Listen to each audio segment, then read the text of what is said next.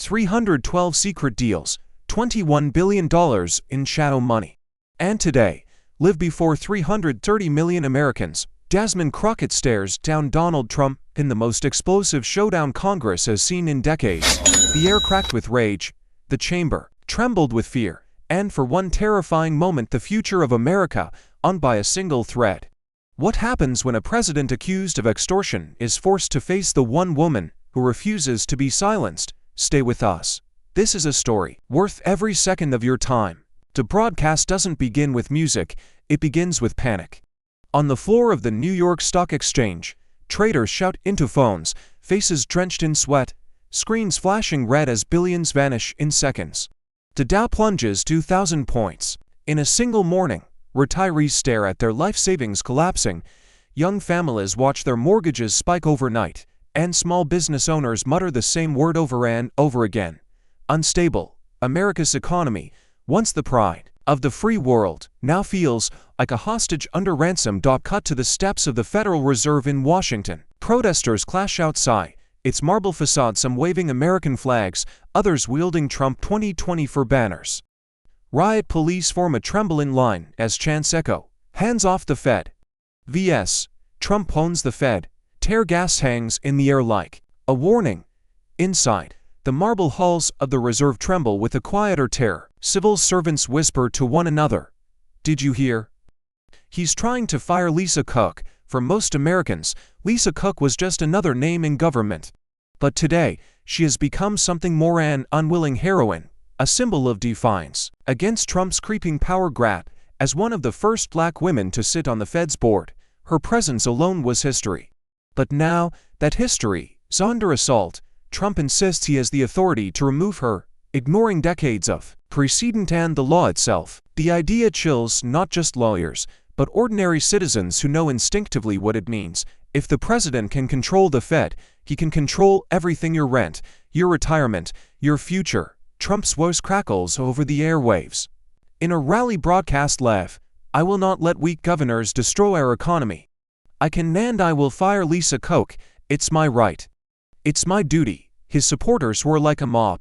His critics shudder. Constitutional scholars shake their heads, muttering that no president has ever dared this move. Not Nixon, not Bush, not even during the financial crisis of 2008, but Trump thrives on daring.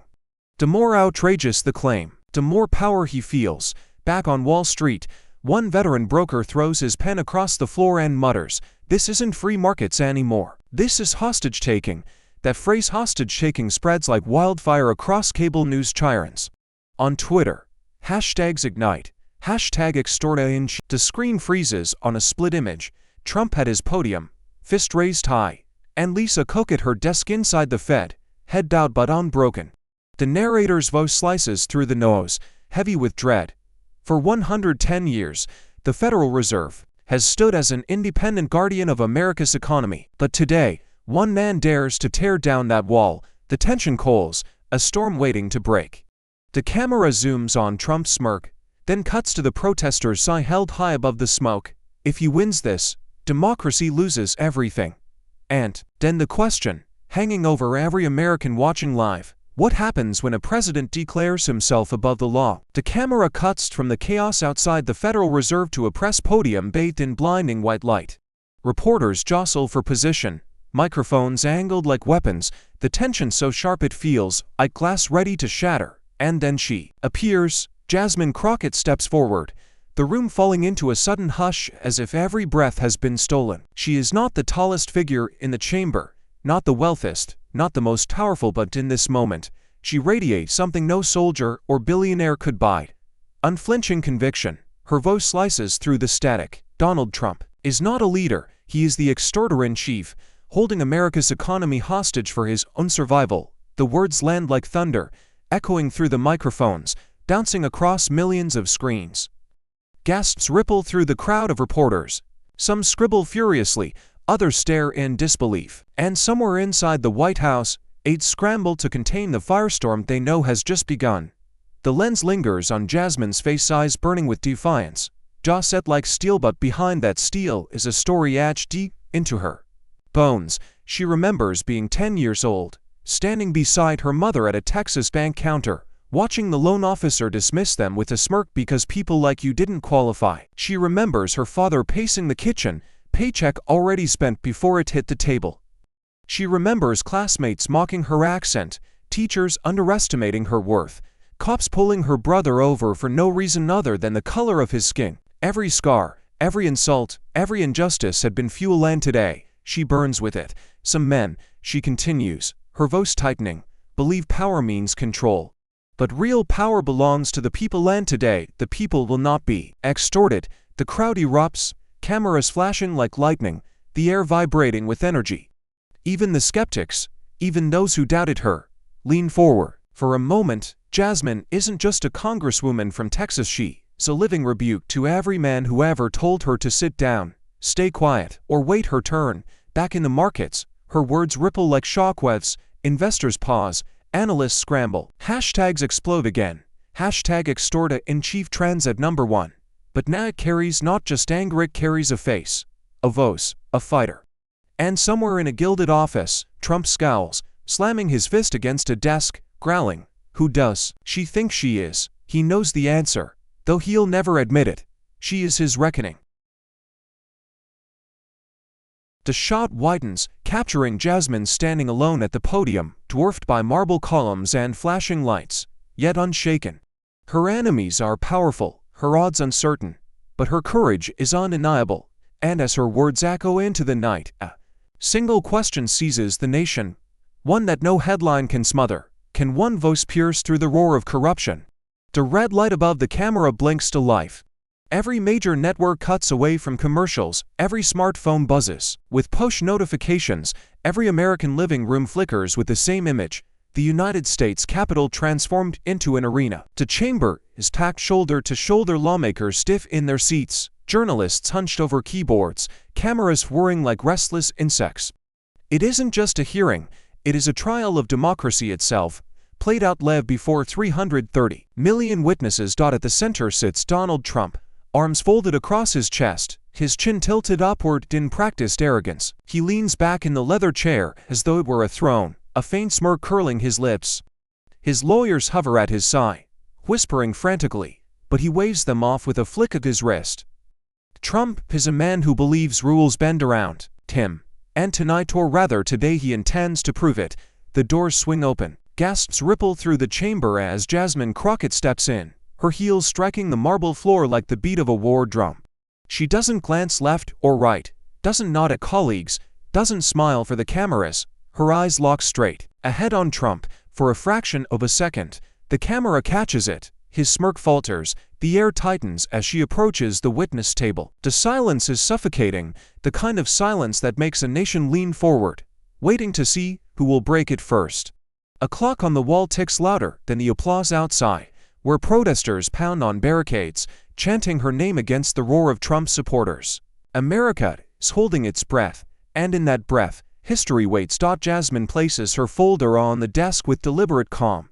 She looks up, scanning the room, then leans into the microphone.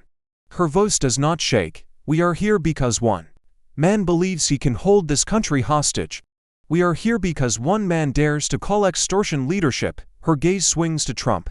That man sits right in front of me. Gasps explode from the audience gallery. Trump's hand grips the arm of his chair, knuckles whitening, but his lips remain curled into that thin, dismissive smile.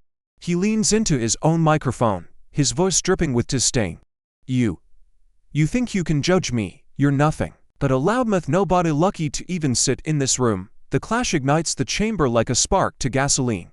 Senators shout over one another, reporters shout questions, the gavel pounds desperately for order. And through it all, the cameras stay locked onto faces, one defiant, one furious, knowing the world has just been offered its first taste of the battle to come. Somewhere across America, a child asks her father, is she going to win? The father doesn't answer, he just watches, knowing this isn't politics anymore, it's survival. And as the camera zooms in on Jasmine, her eyes blazing, the gavel slams, but order is an illusion. The chamber hums with an electricity that no wooden hammer can silence. Cameras lock onto Jasmine as she rises to her feet, woe steady, words honed like blades. Mr. Trump, you've turned the Federal Reserve, our nation's economic guardian, into your personal cash register. You threaten governors, you smear their names, and you dare to tell 330 million Americans that their futures belong to you. Trump leans forward, eyes narrowed, a smirk tugging at the corner of his mouth. He lets the silence drag for just long enough to twist the knife, then laughs a low, dismissive chuckle that rattles the chamber. You, he sneers into the microphone. You're nothing but a puppet, a cheap mouthpiece for Wall Street elites. You read your lines, they clap. We'll see how loud you are when I'm done with you. The feed cuts to black and white stills of Jasmine and Trump locked in their standoff, to faces etched in fire and ice, as the narrator's voice echoes into living rooms across the nation. How far will Trump go to silence her? The lights dim, and suddenly every screen in the chamber flickers to life. A video feed crackles into focus. Lisa Koch, seated in her modest office, a stack of documents behind her. Her face lined not with fear but with exhaustion, the exhaustion of someone who has spent a lifetime climbing walls built to keep her out. The silence in the hearing deepens as her voice, calm but heavy, fills the room. When I was nominated, I was told a black woman had no place on the Federal Reserve. I was told I wasn't qualified, that I wasn't wanted, but I stayed. I fought. Because this isn't about me, it's about every American who depends on an economy free from political blackmail. The chamber stiffens, reporters stop typing. Even those who oppose her lean in, sensing history in her words. For a moment, it feels as if the Fed itself is speaking through her, a reminder that independence is not abstract, it is survival. But before the weight of her testimony can settle, Trump leans toward his microphone, his voice cutting like acid. Lisa Koch, she was unqualified from day one. Everyone knows it. Diversity hire. Nothing more. The words detonate like a bomb. Gasps, shouts, outrage flood the room. Jasmine's head snaps toward Trump, fury blazing in her eyes. Lisa Koch's image wavers on the screen, but her composure does not crack. She exhales slowly, then continues. I have written books on economics. I have taught presidents. I have served under both Republican and Democratic administrations.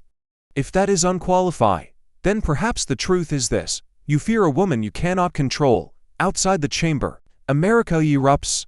On Twitter, hashtag surge into the stratosphere. Hashtag stand with Lisa. Hashtag she is qualified. Hashtag extorta in chief. Women flood the feeds with their own stories, rejected job applications, dismissed expertise, years of being underestimated. Black leaders thunder on cable news, declaring Trump's words an insult not just to Lisa Koch, but to every community that has had to fight for a seat at the table. One viral clip shows a young girl watching Lisa's testimony, whispering to her mother, "She looks like us." Trump, however, doubles down, smirking at the chaos. The screen freezes on Lisa Koch's unshaken face, Trump's sneer, and Jasmine's defiance locked together in one frame. And across America, the question spreads like wildfire. Whose voice will America trust, the bully or the silenced? The tension in the chamber thickens until it feels unbearable, every pair of eyes locked on the duel between Trump, Jasmine, and the glowing screen of Lisa Koch, and then Trump moves. With a sudden snap of his wrist, he hurls a thick folder across the polished desk, papers spilling like shrapnel across the hearing floor. The microphones catch his voice as it booms, dripping with venom. Here it is, the proof. Jasmine Crockett, Lisa Koch mortgage fraud, lies on their applications, dirty secrets they thought they could bury. America deserves to know who these women really are. Gasps detonate through the room. Senators leap to their feet, some demanding the documents be struck, others shouting for an investigation. Reporters scramble, cameras zoom in, the world watching in real time as Trump unleashes his weapon. For a split second, the camera catches Jasmine's face. Her eyes widen. Her lips part, an unmistakable flicker of doubt, of recognition that this could be the blow meant to end her. The audience senses it, the air sharp with anticipation. But then, as quickly as the crack appears, she hardens. Her jaw tightens, her shoulders square, and her gaze snaps back to Trump like steel. Trump leans back, satisfied, his smirk returning as his allies pound the table and wave the papers triumphantly. Unqualified, corrupt, criminals in suits. He sneers, gesturing toward Jasmine and Lisa's image on the screen. The chamber splits into chaos, half roaring approval, half howling in rage. Protesters outside catch the news, the chant shifting from hands off the Fed to lock them up. The noise seeps through the marble walls, rattling the chamber like a storm. Lisa Cook's face wavers on the screen, her voice struggling against the tidal wave. These accusations are fabricated. I have nothing to hide. This is a desperate attempt. But her words drown in the cacophony. Trump bangs his fist on the desk, cutting her off. Desperate, you're caught. The American people won't believe your tears anymore. The camera returns to Jasmine. Her hand clenches the edge of the table, nails digging into the wood. But she doesn't look away. Her silence in that moment is louder than 1,000 rebuttals, her eyes burning into Trump's as if to say, I've survived worse, and I'll survive this. The tension is unbearable. A nation watching to see if she crumble or strike back. The chamber is no longer just divided, it is fractured, teetering on the edge of collapse. The chaos of the chamber bleeds into the nation. Before the echoes of Trump's accusations can even fade, his voice ricochets through cable news, radio waves, and social media feeds. He leans into the microphone, eyes blazing, and unleashes a torrent of venom. Jasmine Crockett is nothing but a race baiter, a socialist puppet, a fraud who hides behind identity politics because she has nothing else to offer. His words slice through the air, ugly, deliberate, designed to wound deeper than any legal charge. Within minutes, right-wing outlets light up like wildfire. Headlines scream across the screens, Crockett exposed, but she is 10 years old again, standing beside her mother in a small-town Texas bank.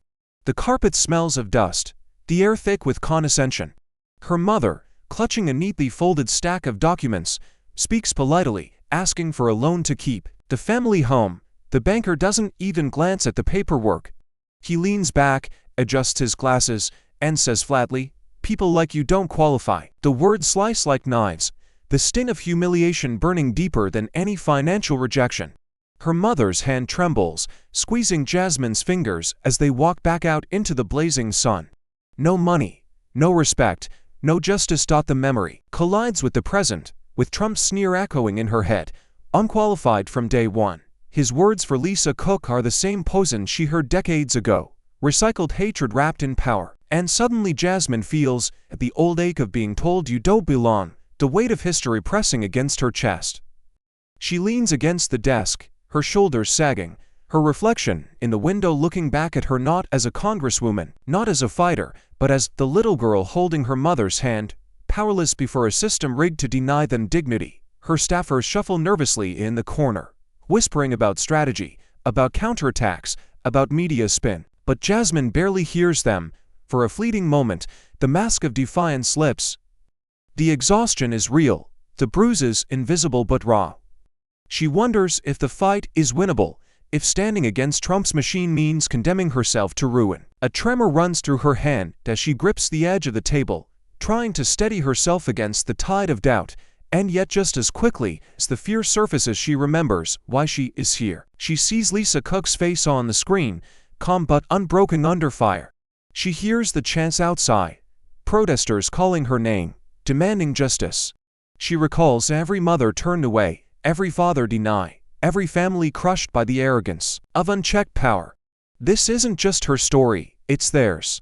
And walking away is not an option. The camera lingers on her face as the steel returns to her eyes, the trembling in her hand fading into a clenched fist. Her voice is quiet, almost a whisper, but it cuts through the silence like thunder.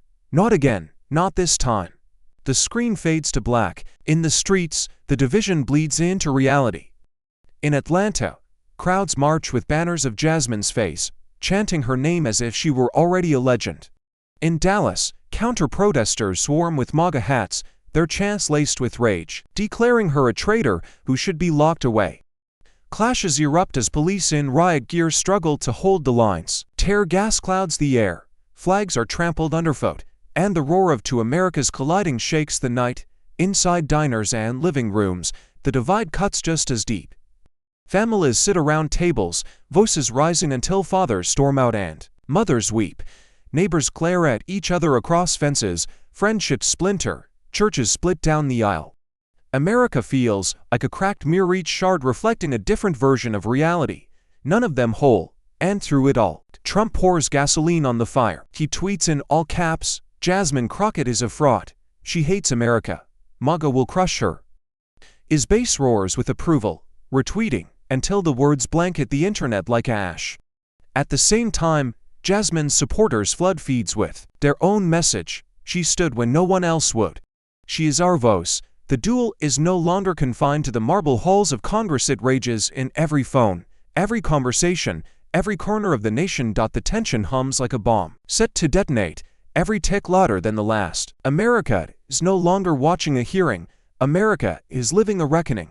The camera pans over the faces of protesters, over the shouting pundits, over Jasmine's resolute stare as she prepares to return to the chamber, and then the narrator's voice, low and haunting, cuts through the noise. Will America break apart before justice is served?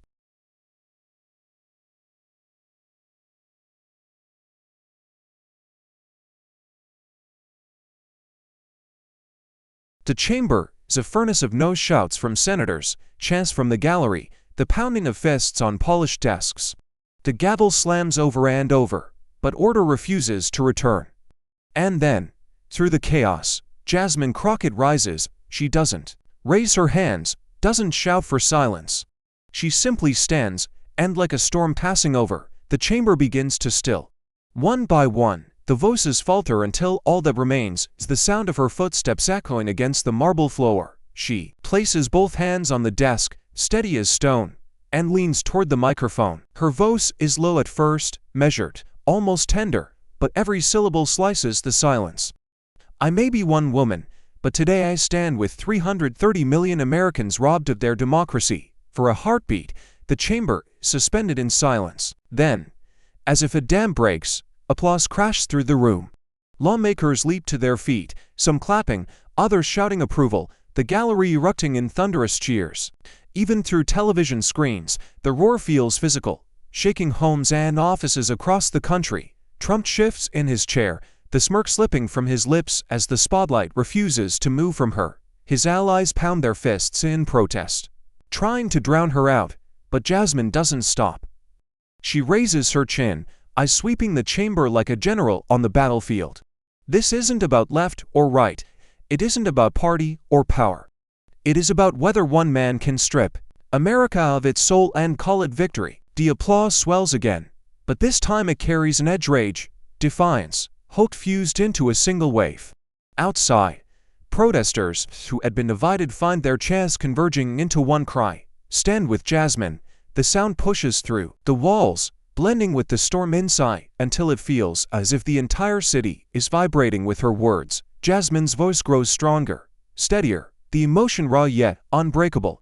For every family turned away from a bank because of their skin, for every worker who watched their wages stolen while the powerful cashed in, for every voice told to be silent so a man in a golden tower could feel taller. I am here, we are here.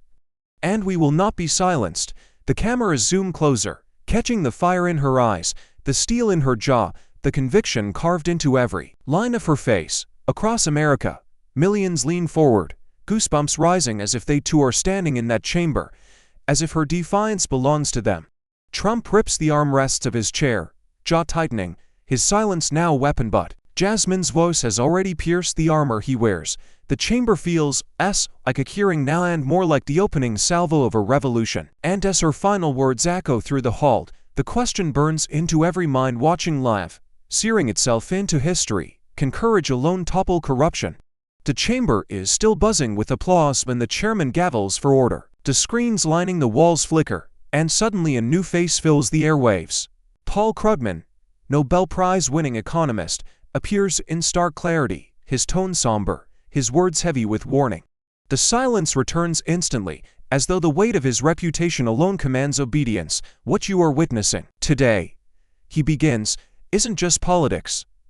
It's the dismantling of one of the last firewalls protecting America from collapse. If the Federal Reserve falls under political... The camera cuts back to Jasmine, her eyes locked on the screen, her expression grim but resolute. Senators exchange uneasy looks.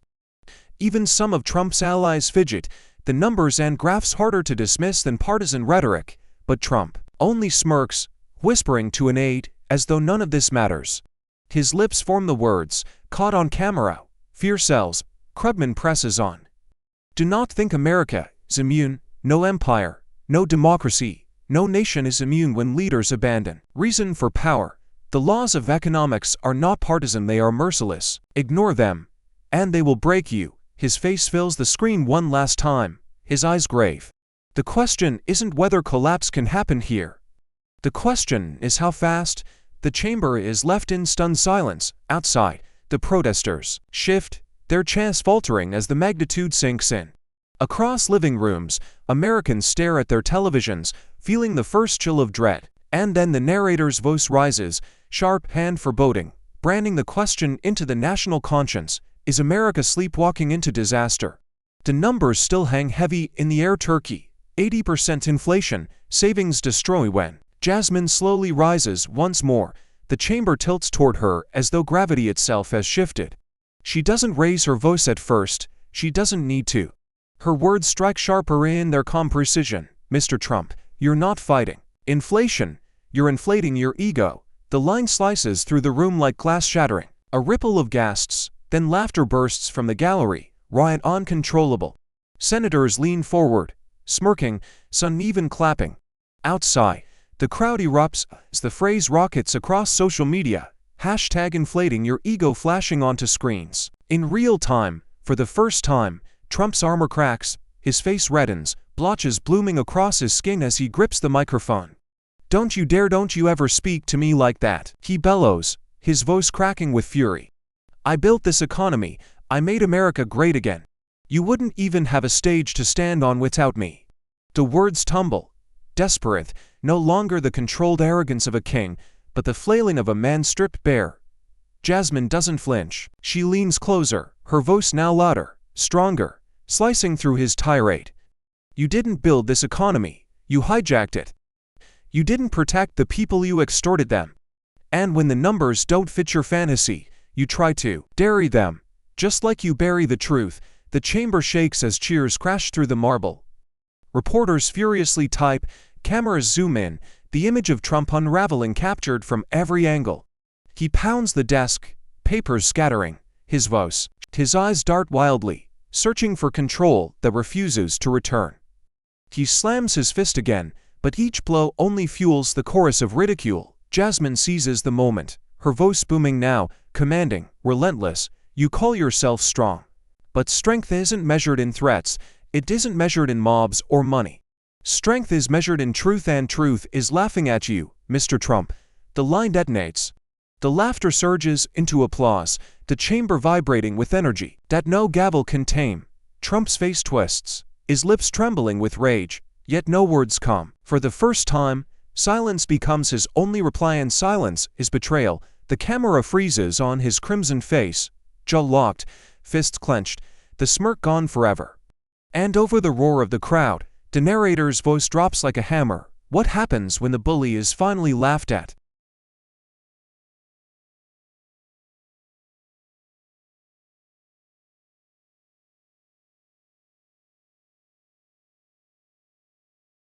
The laughter still echoes in the chamber when Jasmine leans forward, eyes locked on Trump, her voice steady but dripping with fire. The room hushes instantly, every ear straining, every camera zooming in. And then she detonates. You are not a president. You are a mafia boss running a shakedown racket in the Oval Office. The words hit like dynamite. The chamber gasps, a collective intake of breath as if the entire country has just been slapped awake. Reporters freeze mid-keystroke, senators whisper, some horrified, others grinning at the audacity. Outside, the chants of protesters morph in seconds as the phrase explodes across social media.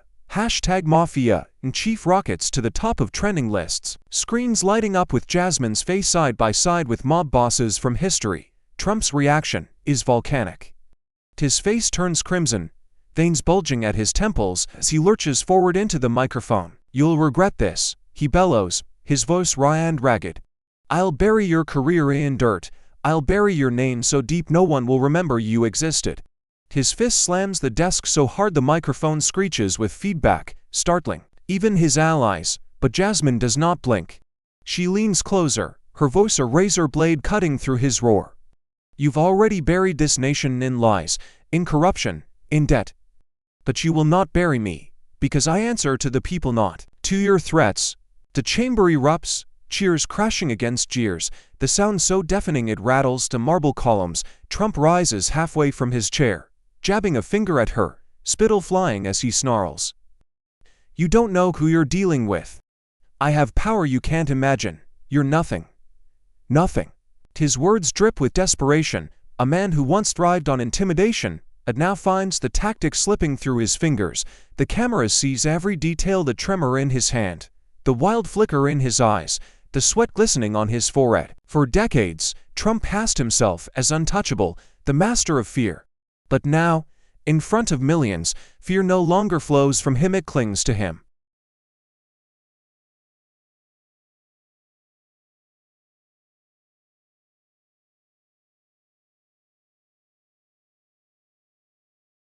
Jasmine straightens, her voice rising above the chaos, unshaken, unbroken. "If you were truly powerful, Mr. Trump, you wouldn't need to threaten me.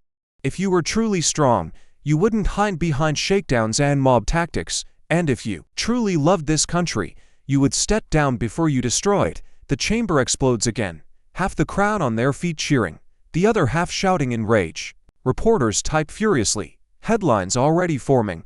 Crockett calls Trump mafia boss. Outside, protesters light torches, the night glowing with fire as chants grow louder. "No more mafia." The camera freezes on the split screen. Jasmine, blazing with defiance, Trump, unhinged with fury. And the narrator's voice slices through the uproar, a chilling reminder of the stakes. Will fear force Jasmine into silence? The words mafia boss are still reverberating inside the chamber when, outside, the crowd finally detonates. Thousands surge against the metal barricades, their chants colliding into a deafening roar. On one side, protesters wave signs plastered with Jasmine's face, shouting "Stand for democracy." On the other, Trump loyalists in red caps thrust, their fists in the air, bellowing "MAGA forever." The two tides of fury crash together, bodies pressed shoulder to shoulder, neither willing to yield an inch. Police in riot gear form a trembling line, shields raised, batons clenched, tear gas canisters arc through the sky, bursting into white clouds that sting eyes and choke throats. The Capitol steps become a battlefield.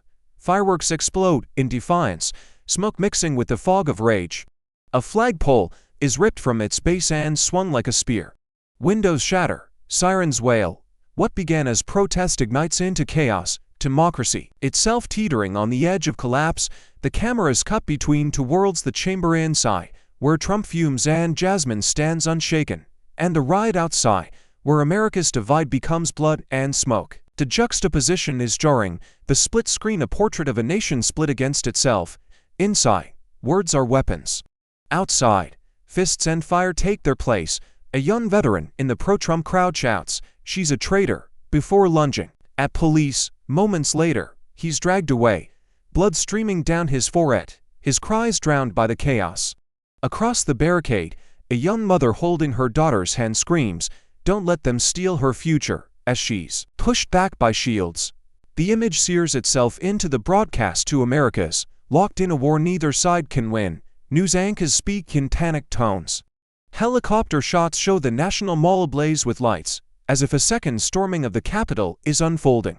In real time, commentators whisper that history may be repeating itself, only this time, the fracture is deeper, uglier, irreversible. Inside the chamber, the thunder of the crowd seeps through the walls. The muffled chants, the percussion of police batons, the distant pop of rubber bullets, it all filters into the marble hall where Jasmine and Trump glare across the table. Every sound is a reminder that their words are no longer contained, they are tearing America apart beyond these doors.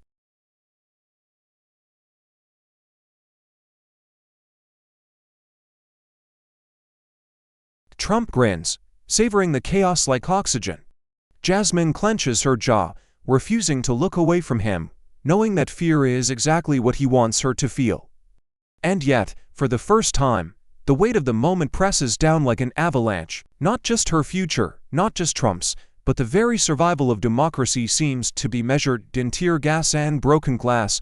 The screen cuts to black and white slow motion, protesters colliding with police, fists smashing into shields, the Capitol dome looming above like a witness to its own trial. The narrator's voice, low and chilling, lingers over the image. Is this the day democracy dies in the streets? The chamber feels like it is closing in. Trump is on his feet, red-faced and snarling, hurling insults across the microphone. Fraud, radical, traitor. His voice ricochets off the marble walls, drowning out every attempt at order. Reporters swarm like vultures, headlines are already flashing across the nation. Crockett crumbles under pressure. On cable news, right-wing hosts gloat, their voices echoing into her office monitors. She's finished. Another fake fighter exposed. The attack is relentless, a tidal wave designed to suffocate her into silence. Jasmine grips the edge of the desk, her knuckles white, her breath shallow.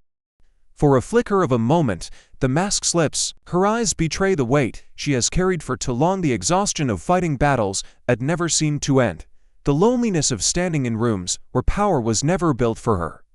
She hears Trump's voice roaring still, but now it merges with older echoes, voices from her past that once told her she'd never belong. The pressure tightens, threatening to crush her resolve. On one screen, pundits sneer that she is another angry black woman. On another, her face is plaster under the chyron and fit for office. A chill runs down her spine. Is this how it ends? Not with truth, not with courage, but with lies louder than facts. For a heartbeat, despair claws at her, whispering that perhaps this fight is unwinnable, that Trump's machine is simply too vast, too merciless. But then, like lightning in the dark, images rush into her mind. She sees the face of a mother in Detroit who hugged her after a rally, tears streaming as she said, "You're fighting for my kids, for the future they deserve." She remembers the single father in Houston who pressed a worn dollar bill into her hand, whispering, "This is all I have, but I want to invest it in hope." She recalls the young black student in Atlanta who looked at her with wide eyes and whispered, "If you can stand there, maybe one day I can too." The despair trembles, then begins to fracture. Trump's insults grow louder, his fists pounding the table, but they begin to sound less like thunder. The chamber hums with tension, every senator perched on the edge of their seat, every camera locked on the duel between Jasmine and Trump. The air is thick, electric, as if everyone senses something monumental is about to happen. Jasmine rises, slowly, calm now, her movements deliberate, her eyes cold and unblinking. From her folder she pulls a thick stack of papers, each page stamped with the seal of the United States government. The room stiffens. Her voice is steady, but it carries the weight of thunder. For weeks, Mr. Trump has accused me of fraud, of weakness, of treason. But today, I am not here with accusations. I am here with proof. She holds the stack high so every camera can see. Reporters lean forward, pens frozen. Trump shifts in his chair, his smirk faltering, his hand gripping the armrest like a lifeline. Jasmine flips the first page, her voice slicing the silence. These are internal memos, obtained from within the administration itself. They show the president demanding the Federal Reserve slash interest rates not for the economy, not for the American people, but to artificially inflate markets before his campaign rallies. Gasps explode like gunfire through the chamber. Senators spring to their feet. The gallery erupts, half shouting in fury, half in shock. The camera zooms tight on Trump's face. His skin flushes crimson, his jaw clenches, but no words come. His lawyers scramble, whispering frantically, eyes darting toward the exits as if escape might still be possible. Jasmine presses on, her tone rising with righteous fire. This is not leadership. This is not patriotism. This is electioneering. At gunpoint, this is a president extorting an entire economy to serve his ego. Papers scatter across the desk as she slams the file down, the sound cracking through the hall like a gavel of judgment. The crowd outside surges, chants shaking the marble walls. Justice! Justice! Inside, even the air seems to tremble. The feed cuts to a split-screen Jasmine standing tall with the documents in her hand. Trump cornered, paling under the spotlight. And the narrator's woes, cold and haunting, drives the question into the nation's spine. Is this the smoking gun America has been waiting for? The documents hit the desk like thunder, and outside, the storm breaks. The crowd that once roared in division suddenly pivots, the chants reshaping as if history itself snapped in half. Voices from every corner surge into one, louder than sirens, stronger than tear gas. No more extorter-in-chief. The words shake the barricades, echoing off the marble dome of the Capitol like a judgment carved in stone. Helicopter shots capture the wave spreading across America. In New York, thousands flood Times Square, their signs glowing in the neon light. Justice over fear. In Detroit, auto workers still out of factories, fists raised, their greasy overalls stained with the sweat of defiance. In Atlanta, grandmothers hold hands with school children, their chants weaving together in perfect rhythm. From coast to coast, the message is the same: ordinary people, long ignored, are standing shoulder to shoulder with Jasmine. The images are raw, unfiltered, seared into television screens. An elderly veteran salutes with trembling hands, tears streaking down his face. He whispers, "This is the fight we bled for." A young girl on her father's shoulders waves a cardboard sign. Its letters uneven but unmistakable. "I am Jasmine." A nurse in scrubs holds up her paycheck and shouts, "No more extortion of our lives." The sight is overwhelming. Workers, mothers, children, the forgotten and the voiceless now roaring with one voice. A chorus Trump can no longer drown out. Inside the chamber, the noise outside grows into a tidal wave, seeping through stone walls, vibrating under the senator's feet. Trump snarls, shouting that it's all fake, all stage, but the words ring hollow. For the first time, he looks small, not the untouchable strongman, but a desperate man cornered by the very people he claimed to rule. Jasmine closes her eyes briefly, letting the chance wash over her, a reminder of who she fights for. When she opens them again, the fire has returned, brighter than ever. She doesn't need to speak, the nation is speaking for her now. The broadcast cuts to a montage. Streets ablaze with protest. Families chanting together, voices rolling like thunder across 50 states, and over the footage, the narrator's voice slices through the roar. A question that feels less like speculation and more like destiny. When the people rise, can power still deny them? The chamber vibrates with the chants from outside, the thunder of a nation rising. Cameras swivel back to Jasmine, her eyes blazing with unflinching resolve. She steps closer to the microphone, her voice rising, sharp as a blade cutting through stone. For 37 seconds, the most powerful man in America has nothing to say because truth has crushed him. The words echo like a verdict, reverberating off marble walls, captured live by every lens. The camera snaps to Trump, the great showman, the master of spectacle, sits frozen. His mouth opens, his lips quiver, but no sound emerges. The silence stretches like an eternity, every tick of the clock slicing deeper into his aura of invincibility. Reporters lean forward in disbelief, their keyboards abandoned. Senators glance at one another, whispering, some smirking as they watch the once dominant figure unravel.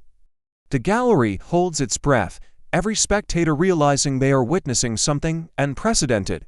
The man who never stopped talking, never stopped shouting, never stopped commanding stripped of words. The shot tightens, zooming closer, until every bead of sweat glistens on his forehead, until the tremor in his jaw cannot be denied. His fists clench, his chest heaves, but still silence.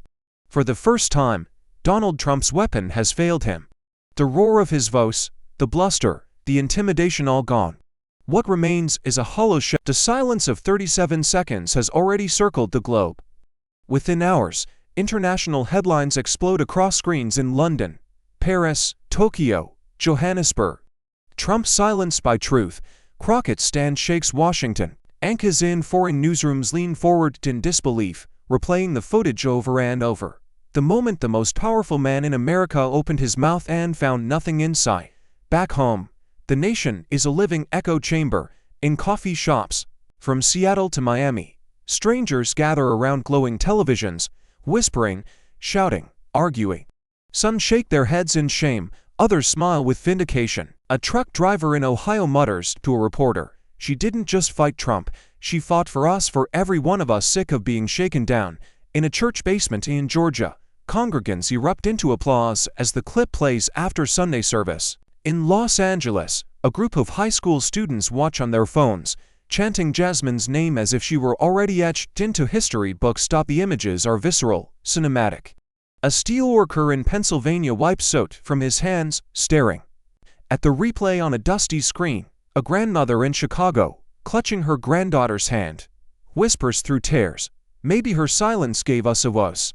Even Wall Street brokers, men and women, who once shrug at Trump's bluster, are caught on camera admitting the truth. Markets don't survive corruption forever. She's right, we needed to hear it, and yet, beneath the wave of celebration, unease lingers. Commentators warn that Trump's silence does not mean surrender, that his machine still grinds in the shadows, waiting for the next strike. Protesters on both sides remain in the streets, their chants colliding under the same sky. America may have witnessed a reckoning, but the wound is still open, the nation still bleeding. Inside the Capitol, Jasmine sits alone for a moment, her reflection staring back from the polished table. The cheers outside are deafening, the media storm unstoppable, yet she knows victory is never final. She knows corruption adapts, power shifts, and truth must be defended again and again. The broadcast ends on her face steady, resolute, but heavy with the weight of what comes next, and the narrator's voice delivers the question that grips every heart across the nation. What does victory mean if the fight isn't over? The chamber is silent, the chants outside have quieted, the cameras have stopped panning, and for the first time in hours, even Donald Trump sits motionless, his face drained of color. Every eye turns to Jasmine Crockett as she rises for the final time, her notes untouched before her. She doesn't need them. The weight of history itself steadies her hands, her voice begins low, almost trembling with the gravity of what she carries. No president should be above the law. No community should be below its protection. The words pierce the silence like an arrow. Reporters freeze mid-keystroke, the chamber stills, and for a moment it feels as though time itself has paused. Then, Jasmine steadies herself for the final blow. Her eyes burn, her voice drops into a whisper sharp enough to cut stone. We are not a nation of fear, we are a nation of courage. That the question is not mine to answer, it is yours. She raises her hand, slams it against the desk with finality, and the sound reverberates like a gavel striking destiny. Will we choose fear or justice? The camera freezes, Jasmine standing tall, the chamber ablaze with applause, Trump a pale shadow in the corner. And the question hangs in the air, heavier than any verdict, searing itself into the conscience of a nation. The gavel falls one last time, but the sound is drowned out by the roar of the crowd outside. Jasmine gathers her papers, her hands steady, her expression unshaken. Trump remains slumped in his chair, swallowed by silence, but no one looks at him anymore. All eyes follow Jasmine as she turns, shoulders squared, and walks out of the chamber not defeated, but victorious, not for herself, but for the people who carried her here. The doors swing open and the marble steps stretch before her, a river of humanity waiting. Protesters, who once screamed in division, now reach out their hands as one. A factory worker still in his stained uniform, a grandmother clutching a Bible, a child holding a cardboard sign bigger than her own body. Jasmine doesn't hesitate, she steps down and clasps their hands, one by one, lifting them, grounding herself in the truth that power never belonged to marble halls, but to those who stand in the streets demanding to be heard. Her voice, hoarse but unbreakable, carries above the chants. Justice belongs to the people, always. The words hang in the air like a vow, spreading through the crowd, carried across phones, televisions, radios, etched into the national conscience. Some cry, some cheer, all feel the gravity of the moment. The camera lingers as she moves through the sea of faces, each handshake, each embrace, a reminder that leadership is not granted, it is earned. Then the screen fades to black, white letters cut through the darkness. Truth is fragile, but when defended, it is unbreakable, a beat of silence. And then the final question sears itself into every viewer's mind, daring them to confront it. If justice was under attack in your community, would you fight back or stay silent? In the end, Jasmine's fight wasn't just about confronting one man, it was about proving that truth and courage can outlast even the loudest lies. Her defiance reminds us that justice is not a gift handed down from the powerful, but a responsibility carried by ordinary people every day, no matter how overwhelming fear or corruption may seem. Hope endures when we choose to stand together. So ask yourself, if justice in your community were under attack, would you rise to defend it or stay silent? Thank you for watching until this moment and for standing with us on this journey for justice. Your support means everything. Like, subscribe, and turn on notifications so you never miss what's next. And we'd love to hear your thoughts. Leave a comment below and let us know what moved you most in this story. Together, our voices make a difference.